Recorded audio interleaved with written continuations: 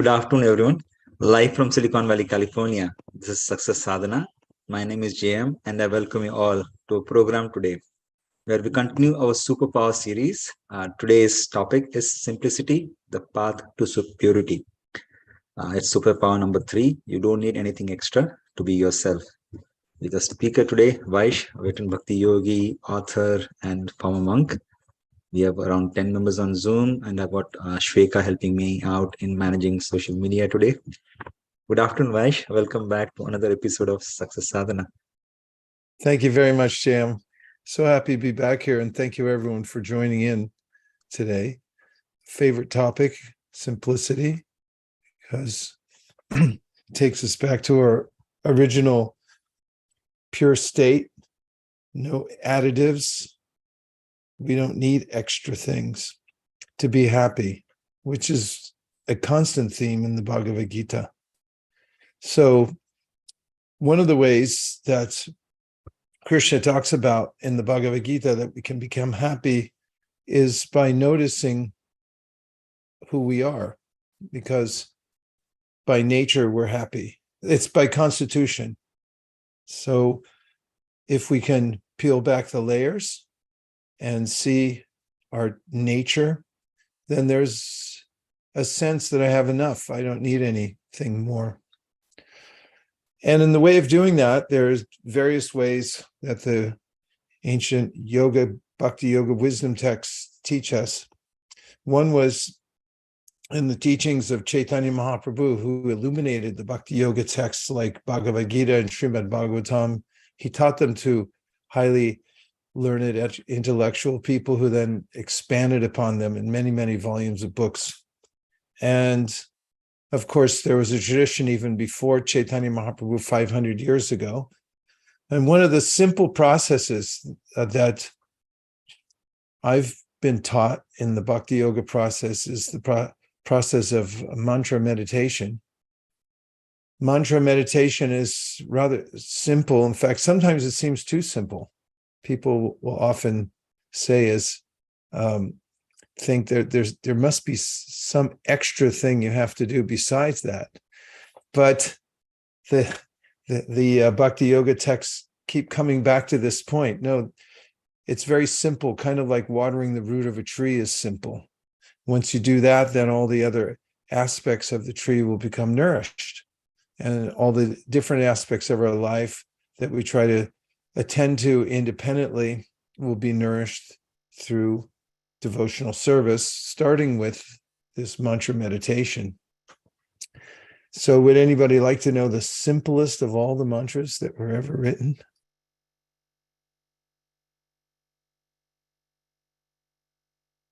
Let's see, Wolf would, ST would, Radhakripa Das does.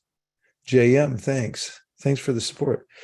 Teresa, thanks. Okay. It's not quite a quorum yet, but we're working on it.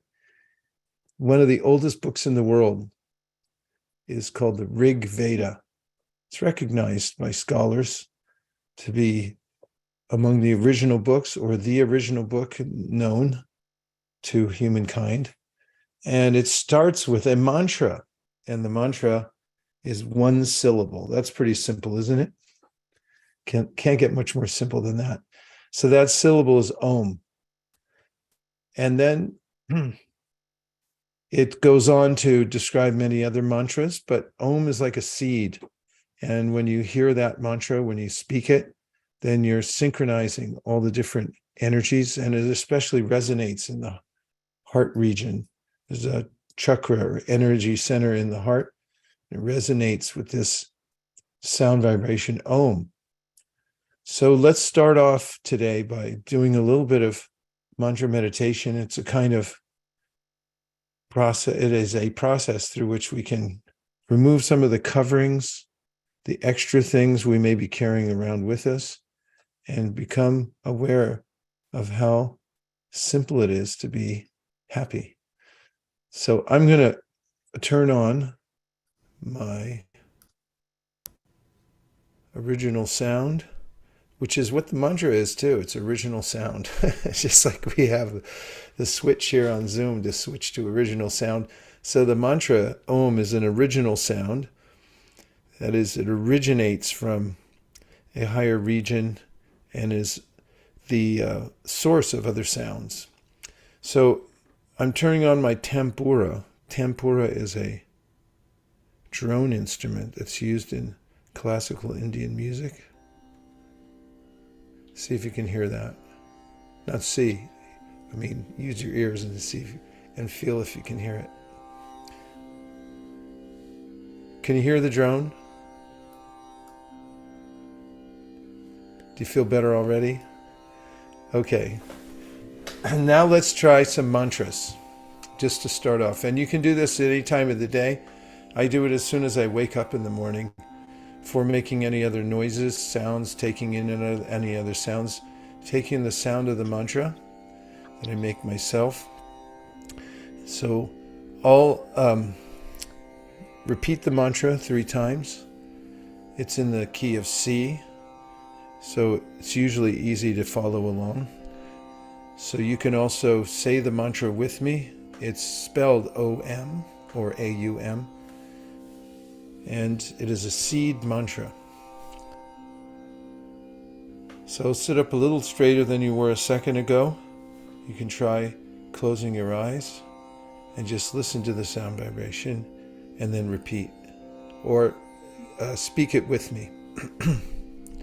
I'll start in a few seconds.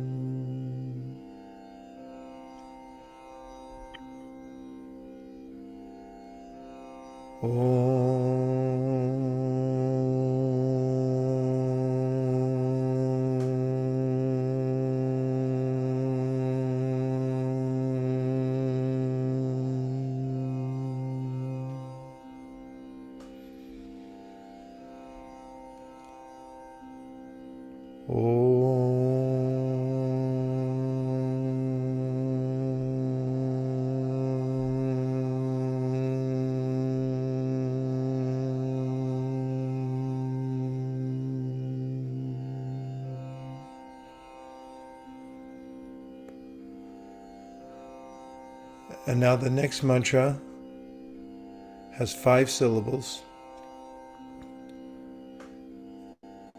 It's Nitai Go Ranga. And I'll say that 3 times. You can follow along. I'll start in a few seconds. Nitai Go Ranga.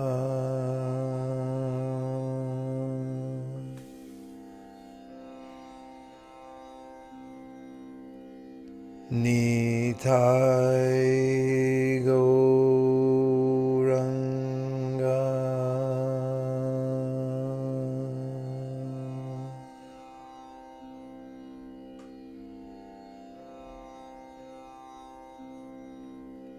Nitai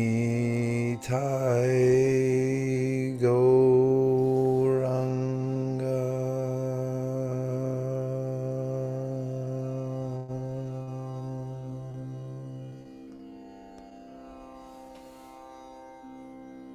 And now just take a few breaths. Become aware of the way that the sound vibration has resonated.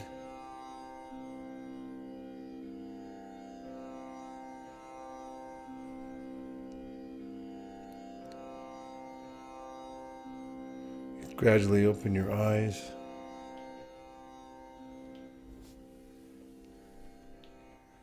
And we're back.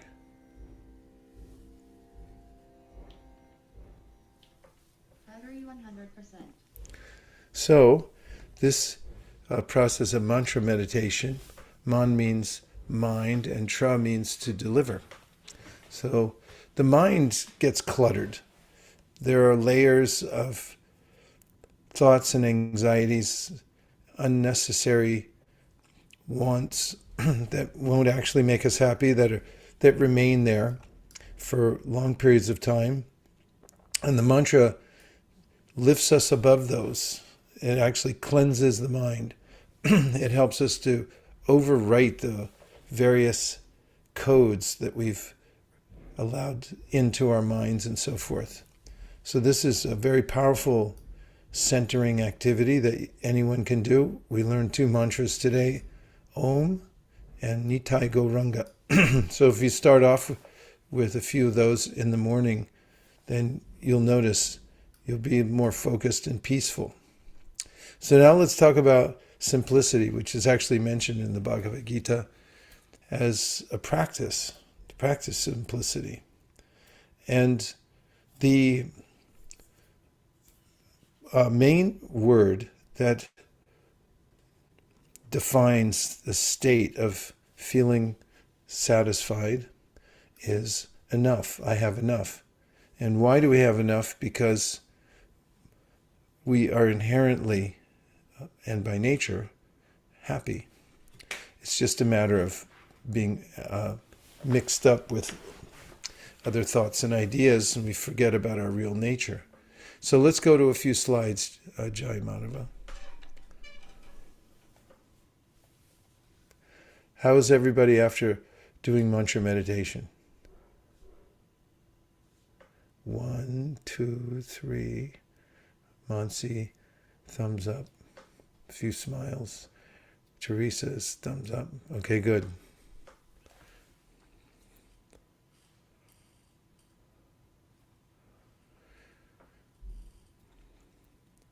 So one point of simplicity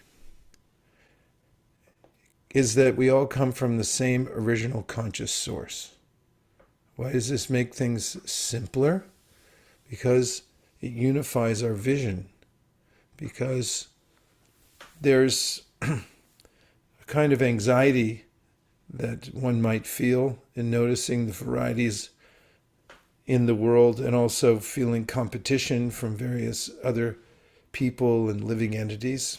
The fight for survival and so forth is a constant source of anxiety. So there's 2 points that simplify that situation and make us centered and peaceful. One is that it's an original conscious source. That means there is a plan. All the ologies in the world indicate that there's some order in the world. Otherwise, you couldn't study what's there if it wasn't logical, if it wasn't designed or thought about by a higher intelligence. And in the way of the teachings of Bhakti Yoga, the other wisdom literatures, there's a sense that everything's complete. It's a complete whole. And what's more, we're all connected to it. So the vision of what's called sattva, or clarity, is we see that everyone's related and everything's related. Everything that happens to us has a reason. All living beings come from the same source. We're not separate. We're not at competition with one another.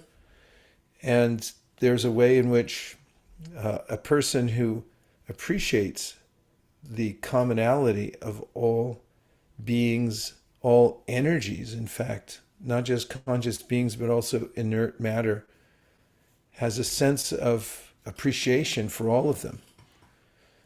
And then the other point of simplicity given in the wisdom yoga text is that when we serve the source, just like watering the root of a tree, we also serve all the other living beings naturally. What's more, we don't have any aversion to them. We have a sense of familiarity, family. We're all from the same source, so we're all in the same family. So unity breeds simplicity and gentleness as well. This is one of the cases that I intend to make today. And let's look at a couple more slides. So where can clutter appear? Don't you feel peaceful when you see that picture? Just the simple beauty of one flower. We can miss it the various aspects of the world that are so simple and beautiful. But if we're able to appreciate them and actually have gratitude for them, it helps us to stay grounded. And then there's clutter. There's clutter inside and out. So inside, who can identify a kind of inward clutter? I would say like clutter of the mind, clutter of the heart being our emotional seat, and the mind being where we're processing various aspects of our life. Have you noticed anything that you could call clutter? And if you need a definition, I'm going to give it to you. Here I go. Clutter means to crowd something untidily, to fill with clutter.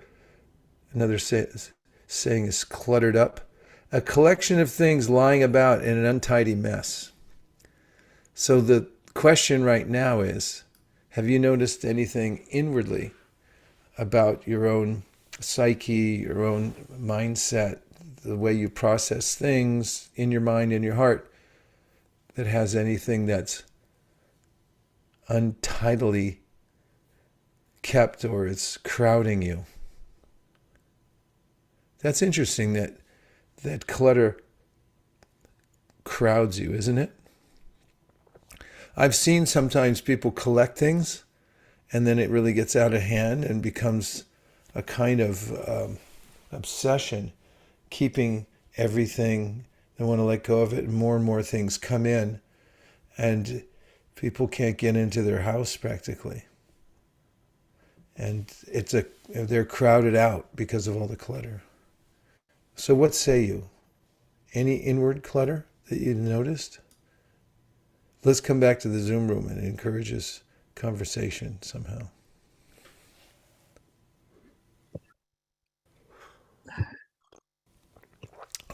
Temi Siva says, I feel a relief. I think seeing the picture, I believe.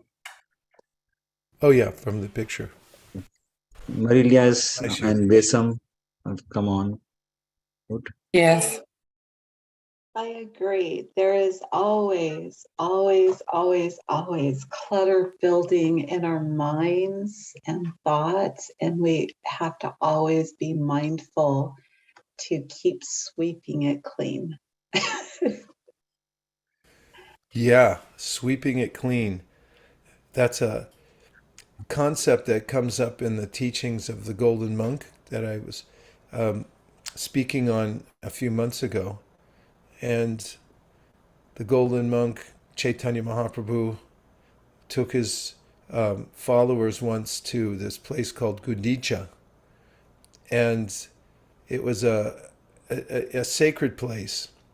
And he had them clean it 3 times. And then they cleaned outside also.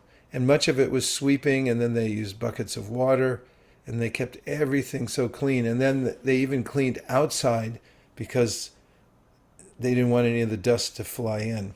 And it became a place where there's, one could be very focused on the Supreme. So the idea you brought up about sweeping, I really like. There's a way to sweep the mind, the Golden Monk said also, which is, he called Cheto Darpana Marjanam. Actually, the metaphor he uses is that of a mirror. The mind is like a mirror, and when the mirror of the mind gets covered with dust or worse, dirt or mud, then you have to cleanse it in order to see yourself and in order to see clearly. So he gave the process of mantra as a way to cleanse the mind. Go ahead, JM. Vesam had come online. Go ahead, Vesam. Hi. So when we talk about the inside, the clutter of the inside, I usually think it's the mind. I'm not sure if there is anything else that we talk about the inside being clutter. And if it is the mind, and if it's the only thing in the mind, I think past negative experiences are cluttering, at least my mind, of thinking, going forward and living my day-to-day life, living the moment. With these negative experiences, I lived in the past and just keep spinning my cycles in the same spot. Oh, nicely put, Wisam, as usual. The Srimad Bhagavatam and also the Yoga Sutras talk about, and Bhagavad Gita talk about samskars. It's funny, it's a Sanskrit word, but it kind of means, it sounds like what it means in English, a scar.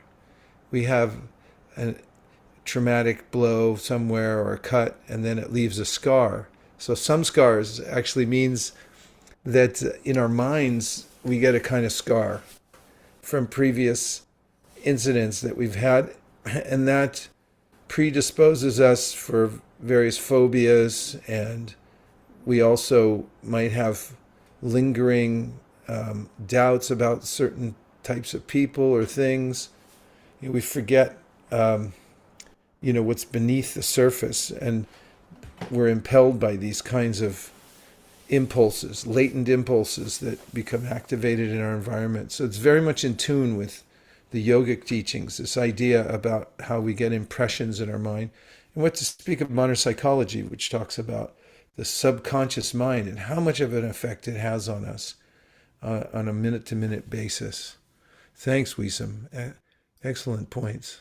Teresa wrote in about absolutely clutter noise. I had to deal with overcoming my husband's death this last year and was hanging on to the negative emotions associated with it. My deepest condolences.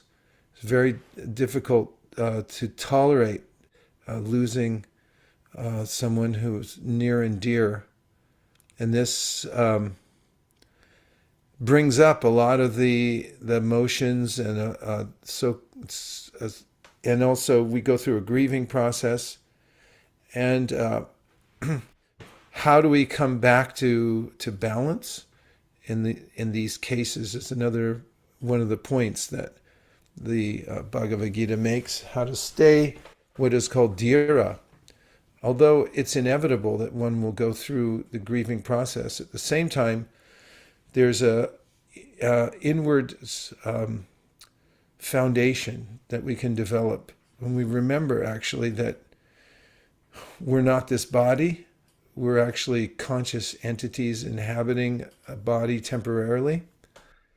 And that we never die, actually. No one around us dies, but we change places. We move from one place to another and so forth. Having that foundational knowledge gives us a way to actually process these types of traumatic experiences that happen to us. What are the kinds of inward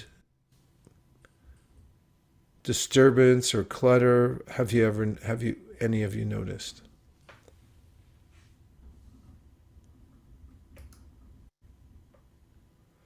You can unmute yourself or type in the chat box. Might come in the form of some sense of anxiety. Have you ever tried to solve a problem that's unsolvable, perhaps, and your mind keeps trying to grab onto it? Go ahead, Jam. Oh, Gopi, good to see you. Yeah, Gopi, go ahead. Somehow you're not coming through. You are still maybe double muted.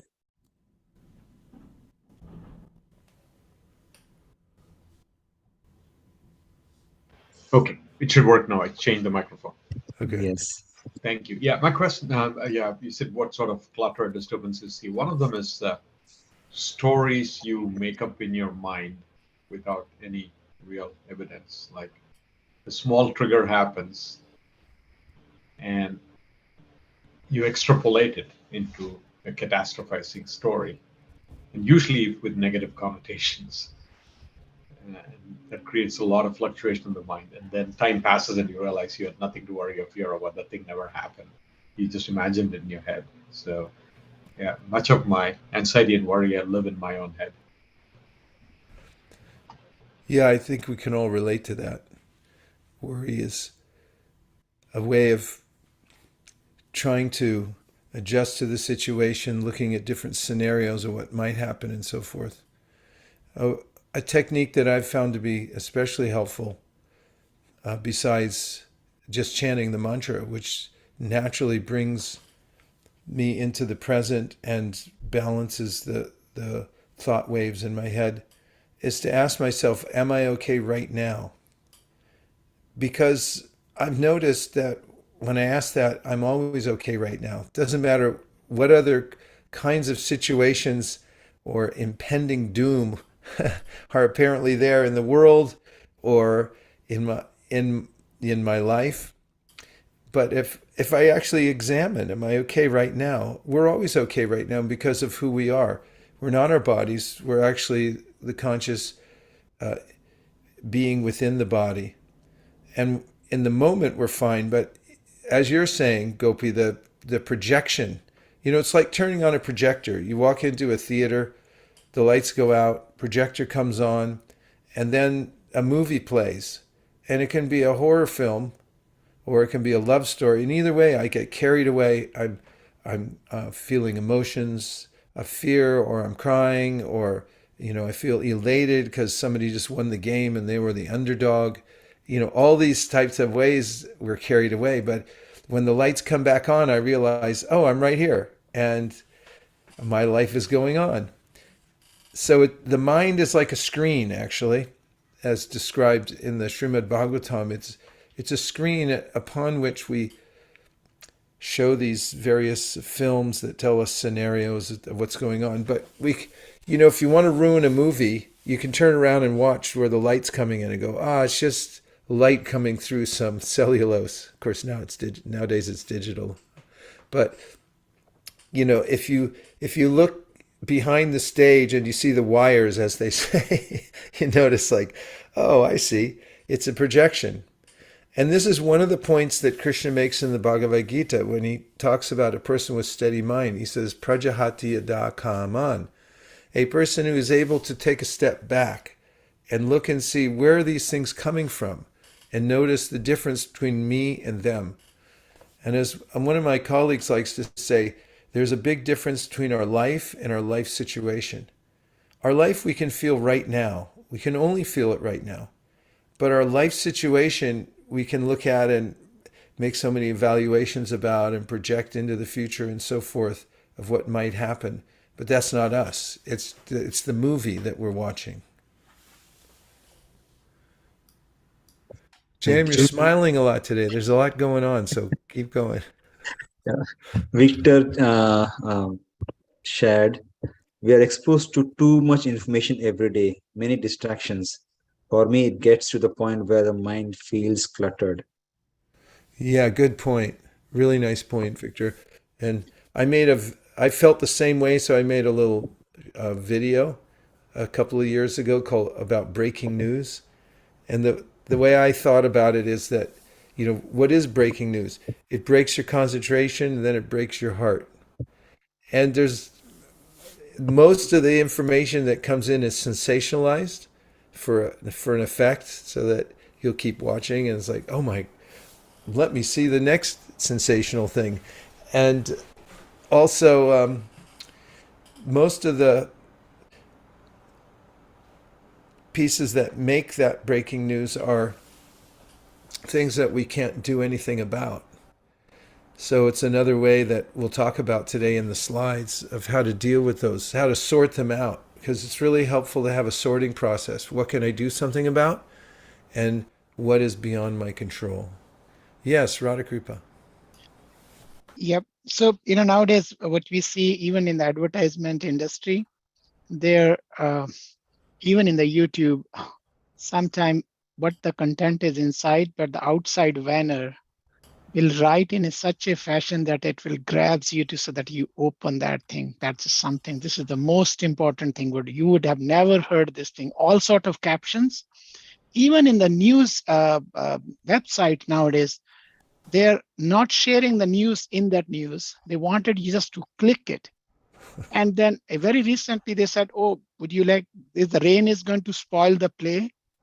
And then I clicked the news and I didn't find even a iota of news related to rain at all. And there was absolute clear sky down there. So it's just like, I think advertisement industry has mastered our weakness and draw us to that one.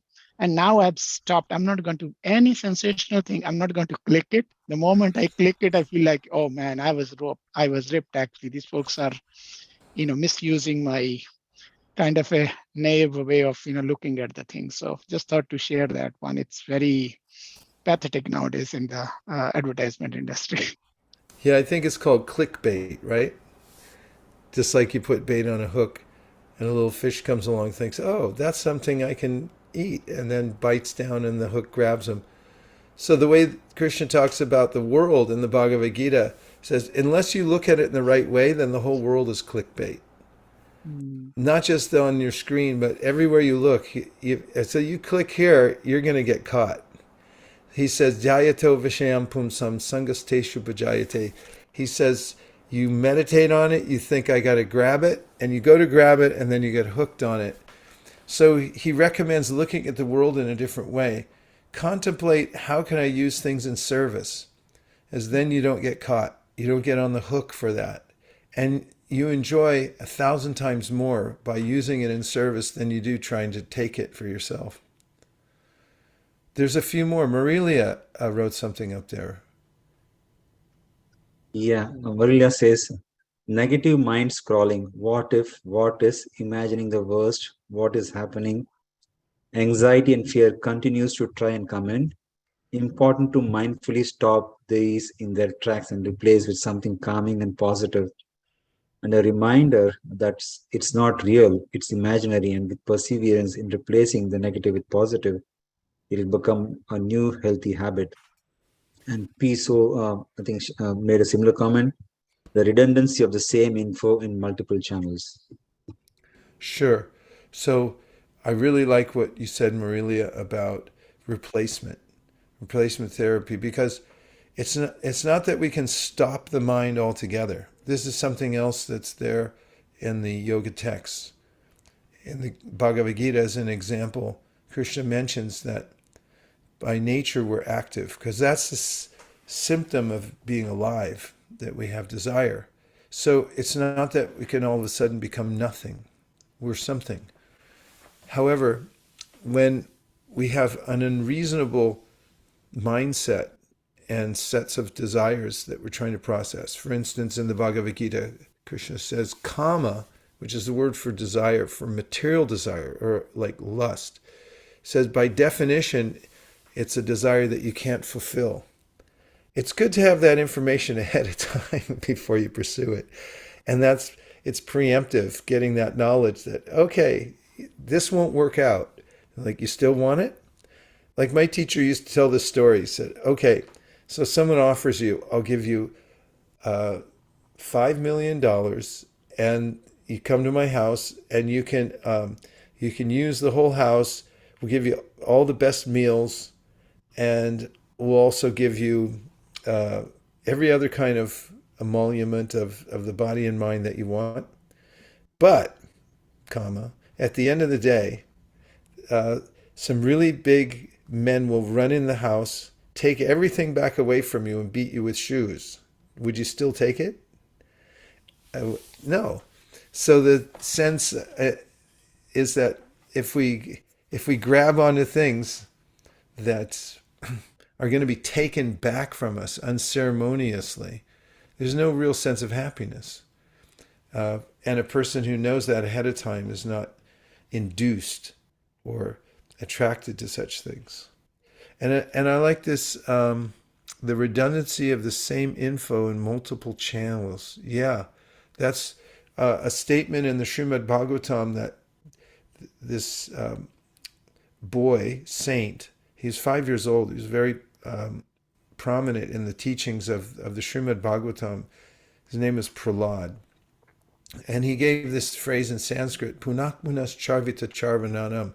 He said the whole world and the kinds of things that we're trying to collect here to enjoy are like chewing the chewed. So in India, they have these pressing machines along the side of the road where you could get sugarcane juice. So they take a stalk of sugarcane and they'll put it in and they'll grind it and it goes all the way through. Then they take it and they double it up because they want to get every drop out of it. And they put it through again. And then it's, they're sure there's not one more drop in here. And then they put it in a pile. And then, of course, there are more animals in India that just wander around. So many of them, including cows, camels, and stuff, will come over to the pit where there are these sugarcane stalks that have been fully juiced, and then they try chewing on it. And after they're done with it, there's some pulp like, and somebody comes along and say, I'll try for that. It's been done. It's already chewed. So this teacher, Prahlad, said, the whole world's like that. It's chewing that which has already been chewed. But there's a higher kind of happiness. Like Marilia was saying, there's a replacement for that. There is a source to the juice that's real that we can come into, but we're looking in the wrong direction. You can find it inwardly. Okay. And now there's a couple more slides. So maybe we'll keep the conversation going, but we'll just do it in accompaniment with a few points. This is something that roughly describes the position of the teachings of the Bhagavad Gita, and that is what you are is more important than what you have. So the distinction is that we are something already. We don't have to become something. When I'm in a certain state of mind, I'm thinking, whatever I have now is not enough. I have to become more. Whatever it is, I have to get a higher position, have to get more respect. Nothing wrong with these things, but these are things that we have temporarily. Somebody who's famous can become infamous. We're seeing that more and more nowadays. Somebody that's respected all of a sudden is not respected. In the Bhagavad Gita, Krishna says, you may have the respect of the people, and then you may not have it. And so a person who remains steady, whether in honor or dishonor, loss or gain, you may be very wealthy, and then you may lose all your wealth. I saw something recently, somebody who had billions of dollars, at least on paper, had lost all of it overnight. And I was just thinking, well, that's the way the material world goes. You have it all, then you don't have it.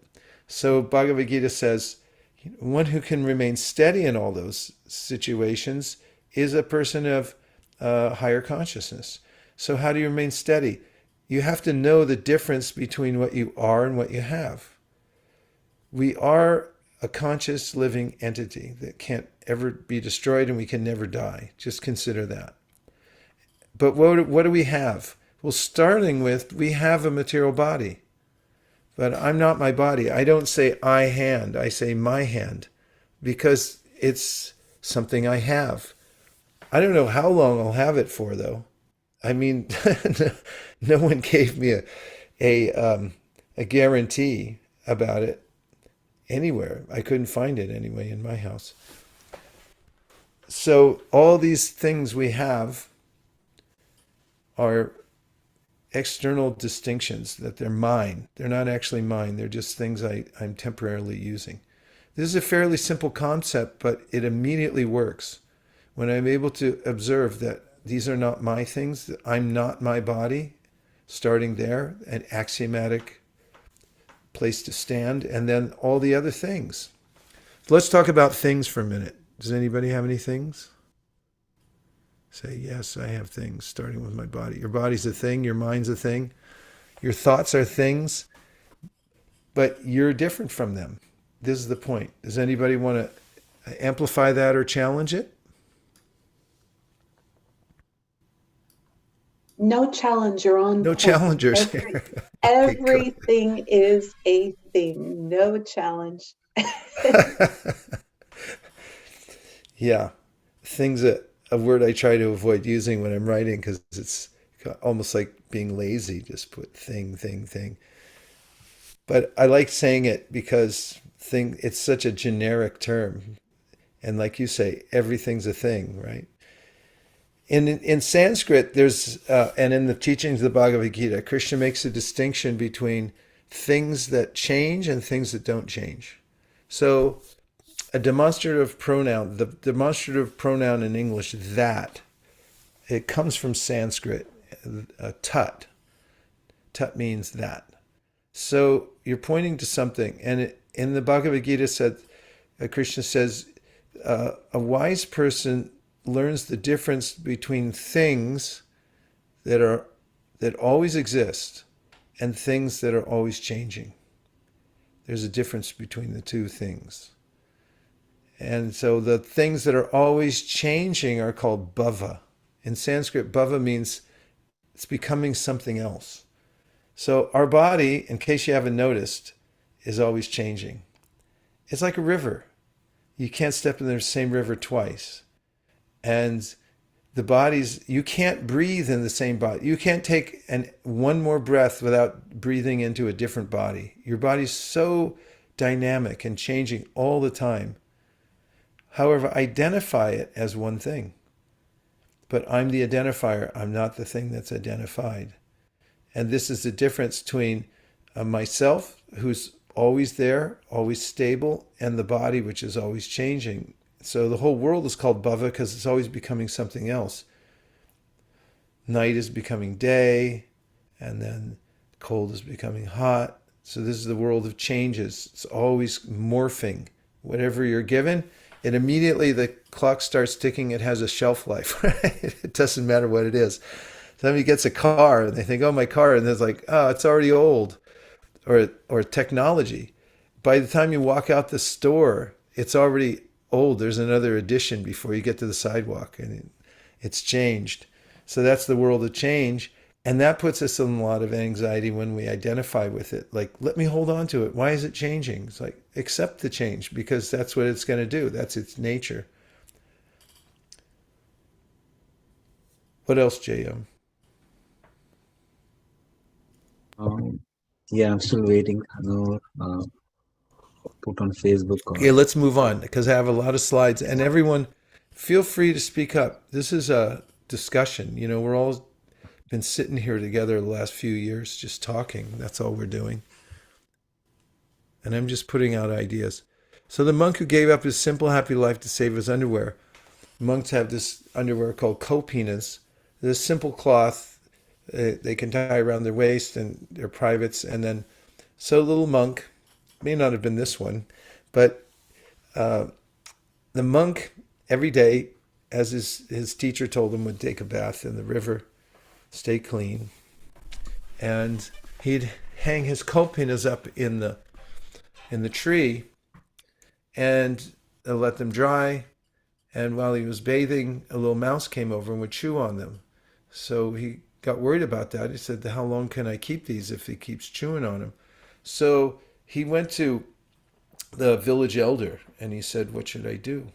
The village elder said, well, you get rid of them with a cat because a cat keeps the mice away.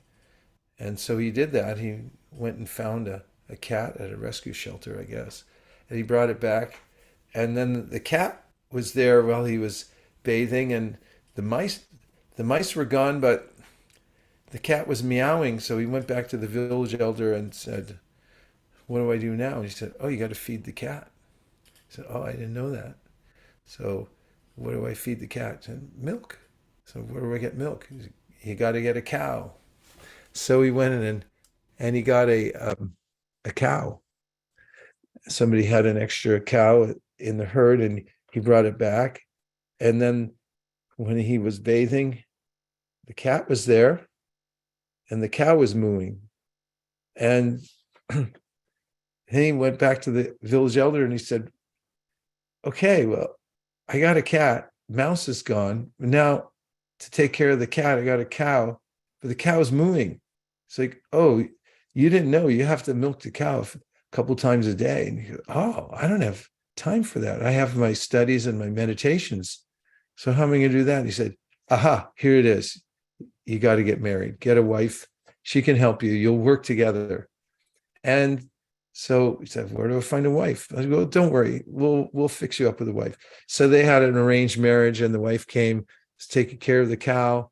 And then one day the wife said, we're going to live like this, just outside here. Like said, can we have a little shelter? So he went back to the village elder and said, my wife would like, a decent place. And he said, well, you got to get a house. He said, how to get a house?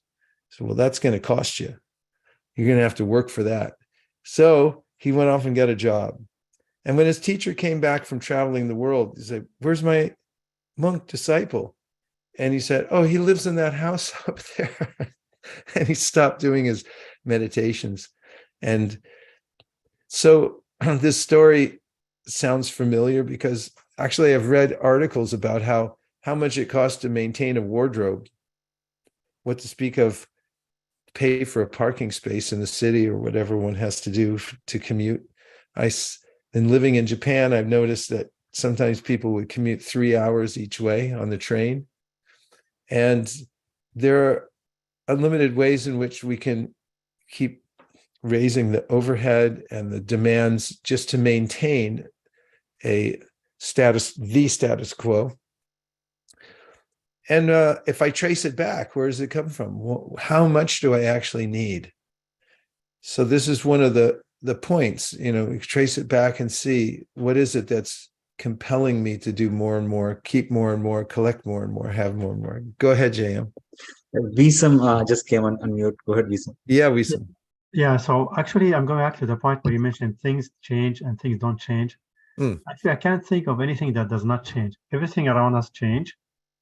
Probably the soul is the only thing that does not change.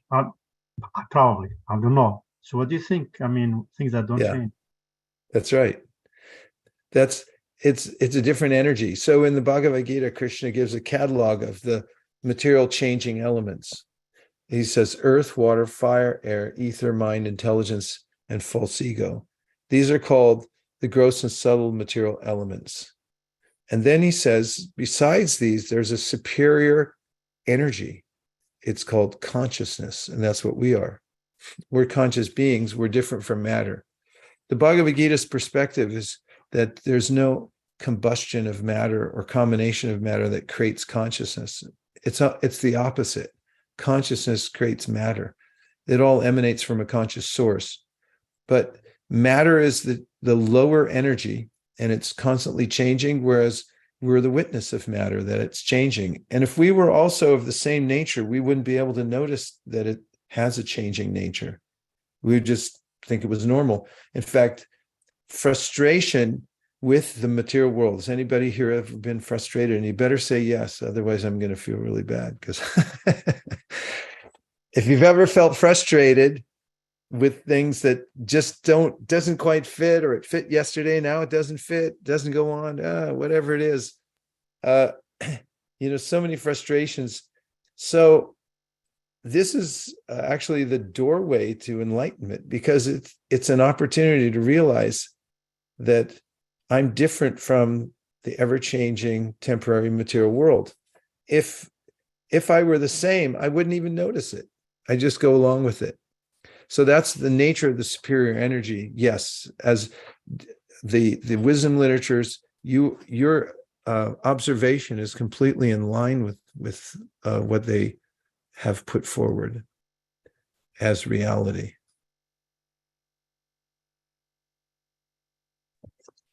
Okay, Jam, let's show a couple more slides because they're fun for the whole family. The mind is a peddler of wares.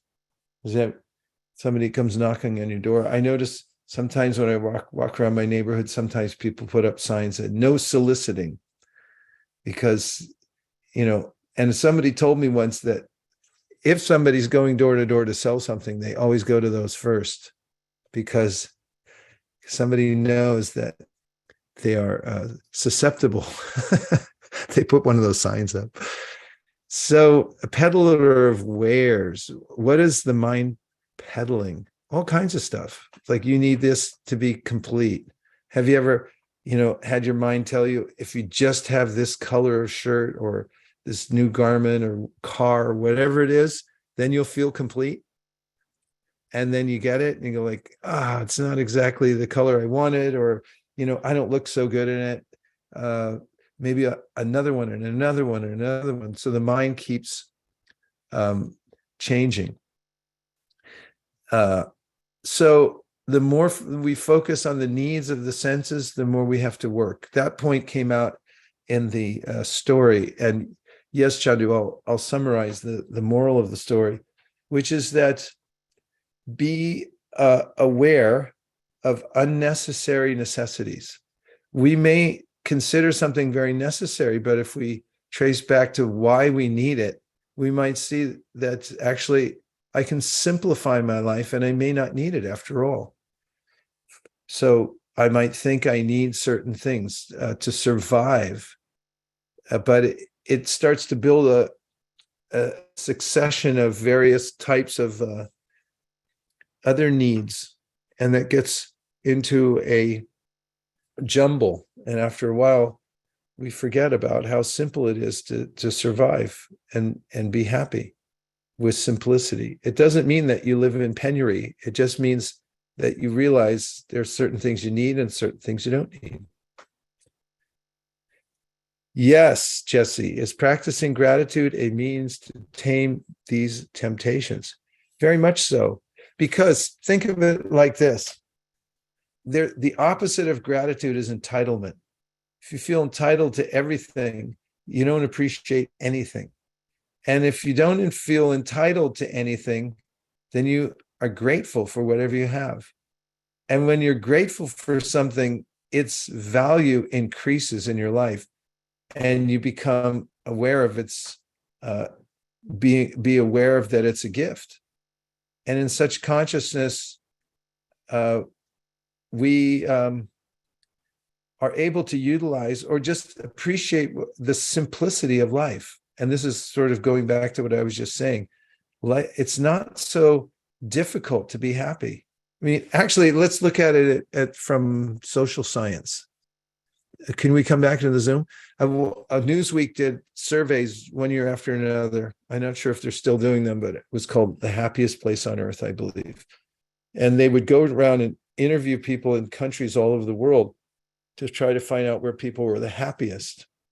And as it turns out, it has nothing to do with economic stature, because one of the countries that won consistently, or at least one time, they were at the top of the list, was Bangladesh.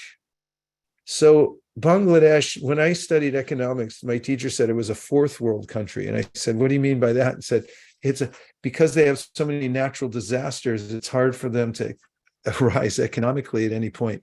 So they're fourth world.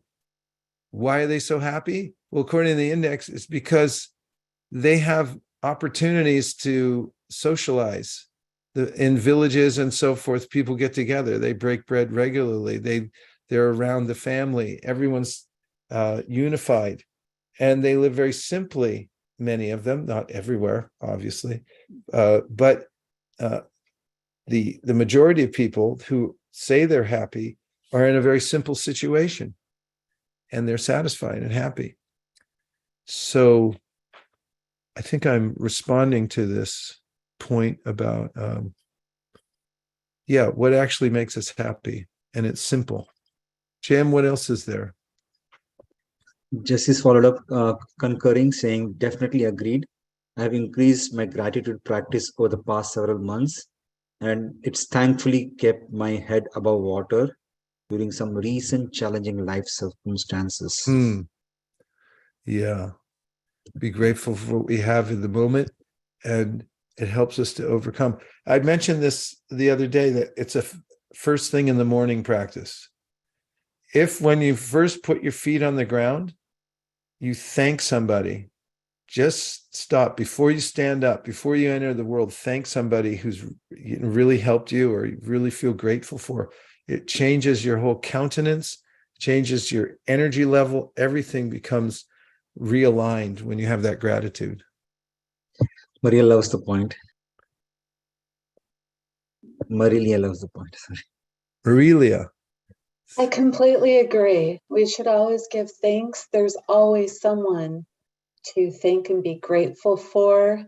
And, people say, oh, yeah, I acknowledge that, I've got hands and feet and fingers and, all my limbs. But do we actually take a moment to acknowledge within our hearts daily, or even, multiple times a week, wow, I can use my fingers to write and to cook and clean, and I can use my legs and feet to walk.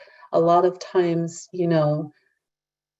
people just say, oh yeah, I've got this, but you don't like really give thanks for that on a regular. And there are people, so many people that don't have this. Yes, nice point. I read a quote a long time ago. I was complaining about my shoes until I saw someone that had no feet. So there's a metaphysical element to gratitude, a theistic, I should say, theistic element to gratitude. And let me point out the logic. And that is that gratitude is personal. Unless you can trace back what you're grateful for, or in other words, if you're looking at something, you have, in order to have gratitude for it, you have to trace it back to intention. You can't be grateful for something that was unintentionally given to you. But well, as an example, if you steal something from somebody's house, you can't really be grateful for it because you took it. That wasn't their intention to give it to them. So you can't be grateful. So there's a way in which whatever we have, it's coming from someplace. It's coming from, it's consciously given to us. That's what I mentioned in the beginning about ologies. There's a logic to the universe. There's a thoughtfulness to it, I should say. And that thoughtfulness means we're being provided for. Everything's being arranged, like plants have little factories called leaves that produce energy that gets channeled into their fruits. Fruits are so abundant. This morning when I was on a long walk, I saw how many people have lemons, just thousands of them in their yard. I think I'm going to knock on someone's door and say, like, hey, do you need all those or do you want to share them? And so, you know, all these things, when one considers the thoughtfulness behind it, thoughtfulness means intelligence. Intelligence means personality. There's a personality to the universe, behind the universe that's coming to us. And that's the theistic aspect of gratitude. JM, I really ran out the clock today. There's much more to say about this process of simplicity, but let's just see if anybody has a last comment or two. Anything you're taking away from today? You're welcome, Jesse. Thanks for being here. Yeah, today is the last One program. takeaway from today. Yes, JM?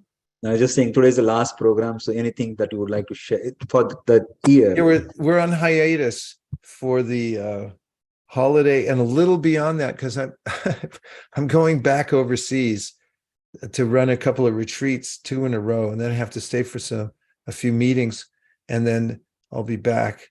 I'm really going to miss you all, but probably because of the holidays and everything, that will take away part of it. We would be breaking anyway at this time. But just thinking about it, I'm thinking I want to hurry and get back.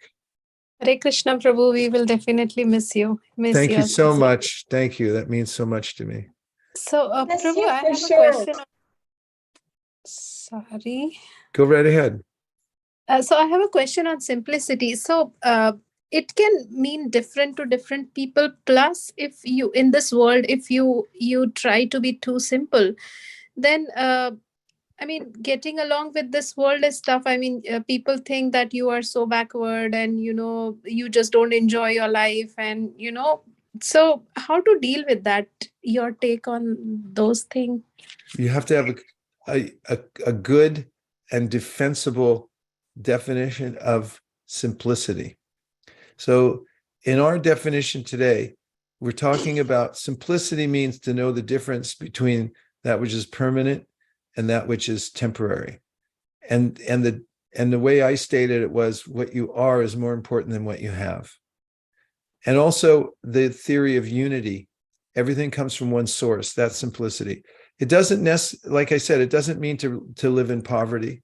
It doesn't mean to artificially renounce things that you're using. But when we have those two pillars of understanding, as I just mentioned, then the way that we interact with the world is simpler because we have one purpose behind what we do. And that is to engage whatever paraphernalia we have, what we've been given, including our bodies, in service. And when we do that, then life is simple. And when we try to grab onto everything and think like, how can I hold this? Then life becomes complicated.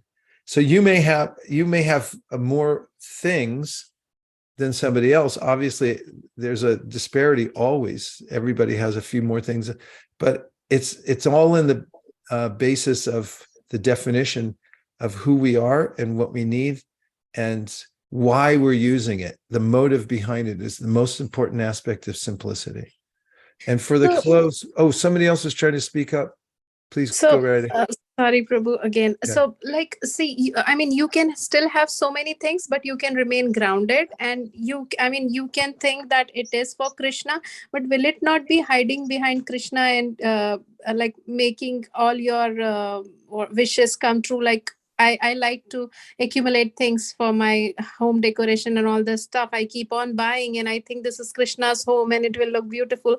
So I sometimes feel maybe I'm hiding behind Krishna, and well, if you are, then he'll help you out with that at some point. We don't get away with anything. We're all really transparent. So if you're sincere, that's the simplest position of all. Just be sincere and try your best. And if you are, and you'll be ready for the lessons, and then you'll be okay. You needn't worry too much if you're just, take shelter of sincerity. Thanks, Rashi. Really good points. Thank you. Okay, Radhakri, we're going to have to be for the close because I'm taking everyone past time and you all have things to do. Sure, but thank you. I just wanted to thank you for the whole year, 45 plus sessions. This is the best part of the day, even amidst of so many problems, in the world as it's going through, but we really enjoyed and really appreciate from core bottom of my heart for your wisdom, presence, and motivation and everything. So thank you. Well, as they say in Japan, kochira koso, same back to you. And to all of you, thank you very much. I really, I'm torn whenever I have to travel. I want to be all places at the same time. That's my problem.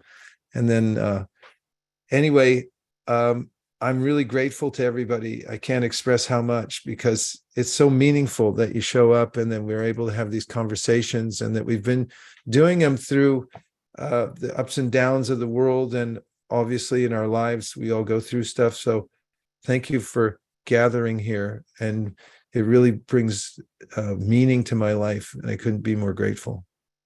And thanks, Jam, for making it all happen. It's really, he's behind the whole thing, making sure that the infrastructure is there and that things always happen. He's always on time. Okay. Thanks, Marilia. Merry Christmas to you too. Happy holidays to everybody. And I'll see you in the new year. Please keep the transcendental vibration going, which reminds me, in the Himalayas, there are these yogis who sit in caves and they come out of their meditation and go outside to look for some fruits and roots. Even in the snow, they do that.